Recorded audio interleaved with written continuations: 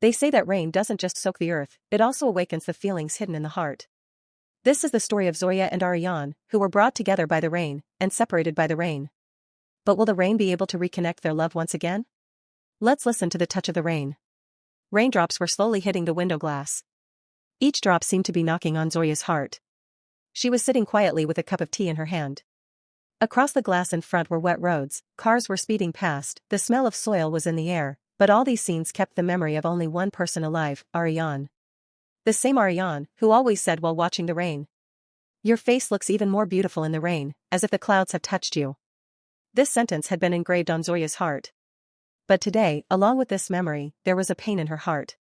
A year had passed since Aryan had passed away. He left suddenly, as if a traveler were to release his hand while walking on the road and simply say, "I have to find myself." This one sentence changed Zoya's world. She lived in the same flat, but her life seemed to have stopped.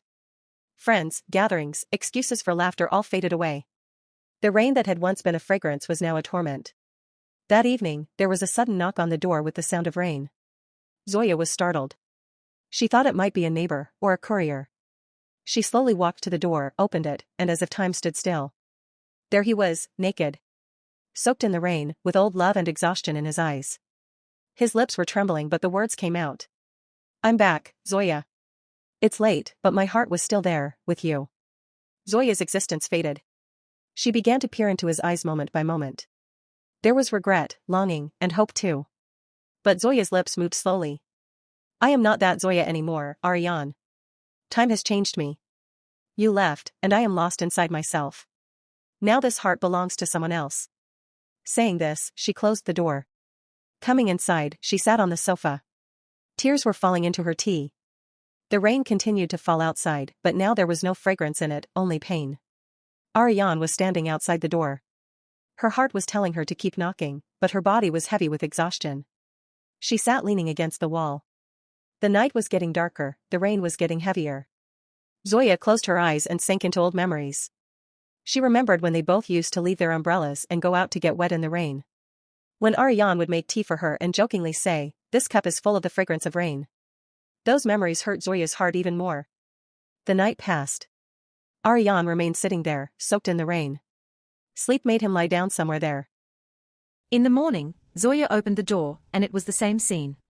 Aryan was standing in front, with tears in his eyes, a soft smile on his face with regret. "Zoya," he said softly, "this time I did not come empty-handed. I brought a dream. That we should start again." Zoya looked at him in surprise. A war broke out in her heart. Memory said, "This is the one who left." The heart said, "This is the one who is still only yours." Aryan extended his hand. "I just want one chance. We are not here, we go somewhere far away. Where there is only you, me, and this rain." Tears started flowing from Zoya's eyes. The ice in her heart started melting.